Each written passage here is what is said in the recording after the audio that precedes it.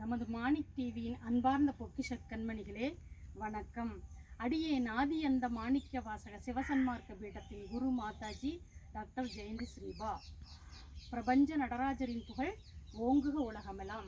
சிவஜோதி சிவஜோதி சிவகாமி சிவஜோதி சிவஜோதி சிவஜோதி சிவகாமி சிவஜோதி.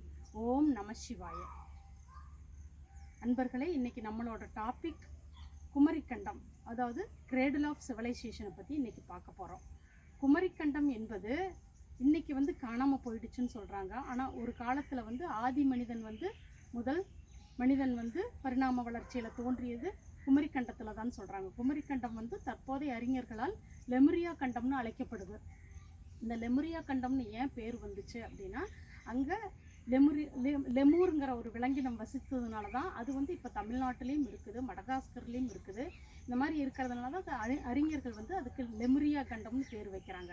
நம்ம முன்னோர்கள், அதாவது ஆதி தமிழர்கள் குமரிக்கண்டம்னு பேர் வந்ததுக்கு காரணம், அங்கே குமரி, பெரு, பரளி இந்த மாதிரி ஆறுகள் ஓடிட்டு இருந்துச்சு. அதில் முதன்மையானது குமரிங்கிற ஆறு தான். அந்த குமரிங்கிற ஆறின் பேரில் தான் அது குமரிக்கண்டம்னு வழங்கப்பட்டது. குமரி என்றாலே தெரியும், அதாவது இளமை, வனப்பு, அழகு, அறிவு எல்லாம் சேர்ந்தது தான் நம்ம மூதாதையர்கள் அந்த கண்டத்துக்கு குமரிக்கண்டம்னு பேர் வச்சாங்க.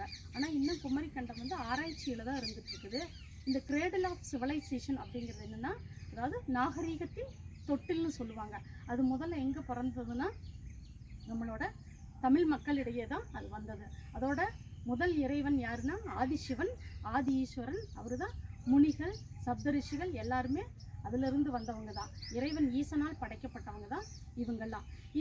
இது இந்த குமரிக்கண்டம் எப்போ தோன்றிய காலம்னு பார்க்கும்போதுனா கிமு 9000 அதாவது 9000 BC, 11,000 ஆண்டுகளுக்கு முன்னாடியே இந்த குமரிக்கண்டம் தோன்றுனதா எல்லாரும் சொல்கிறாங்க. இந்த குமரிக்கண்டத்தில் இருந்தால் நம்மளோட நாகரீகம் ஆதி மனிதன், அதாவது பரிணாம வளர்ச்சியாக எவல்யூஷன் பீரியடில் குரங்கிலிருந்து மனிதன் அதிலிருந்து தோன்றினான் அப்படிங்கிறதுக்கான எவிடன்ஸ்களை இப்போ கிடைச்சிட்ருக்குது. இந்த குமரி கண்டத்தை பாண்டிய மன்னர்கள் சிறப்பாக ஆட்சி புரிஞ்சிட்டு வந்துடுறாங்க. இந்த குமரிக்கண்டத்தில் தான் 3 தமிழ்ச்சங்கங்களும் நடந்தது. அந்த 3 தமிழ்ச்சங்கத்திலையும் பங்கேற்றவர், அதை நடத்தியவர் யாருன்னா அகத்திய மாமுனி தான். அவர் தான் சப்த முனிகள்லேயே மிகச்சிறந்த முனிவராக கருதப்படுறாரு. அந்த அகத்திய மாமுனி வழிவந்தவர்கள் தான் தொல்காப்பியர், மாணிக்க வாசகர், எல்லா சித்தர்களுமே அவர்கள் வழிவந்தவர்களாம். இதெல்லாம் நடந்து அதாவது இந்த குமரிக்கண்டம் தோன்றிய ஆண்டுகளே பார்த்தீங்கன்னா 11,000 ஆண்டுகளுக்கு முன்னாடி தோன்றுனது. இதில் தமிழ்ச்சங்கம் நடைபெற்ற அந்த இடத்துக்கு பேர் அந்த குமரிக்கண்டத்தோட தலைநகரமாக விளங்குனது அதுக்கு பேரும் மதுரைன்னு தான் இருந்துச்சு. அதனால தான் இப்போ இருக்கிற மதுரையிலையும் தமிழ்ச்சங்கம் வளர்த்துறாங்க. இந்த மாதிரி இருக்கும்போது அந்த தமிழ்ச்சங்கம் நடத்துனதில் அகத்தியர்னால உருவாக்குனது. அதை பாண்டிய மன்னர்கள் வழிநடத்தி கொண்டு வர்றாங்க. அந்த பாண்டிய மன்னர்கள் வழிநடத்தி கொண்டு வரும்போது தொல்காப்பியர் தொல்காப்பியம்ங்கிற காவியத்தை எழுதுறாரு. அந்த தொல்காப்பியம்ங்கிற காவியம் 5,000 வருடங்களுக்கு முன்னாடியே எழுதப்பட்ட காவியம். அந்த தொல்காப்பியத்தோட குருநாதர், தொல்காப்பியம் எழுதுறதுக்கு முன்னாடி வந்த நூல் தான் அகத்தியர் எழுதிய அகத்தியம்ங்கிற நூல்.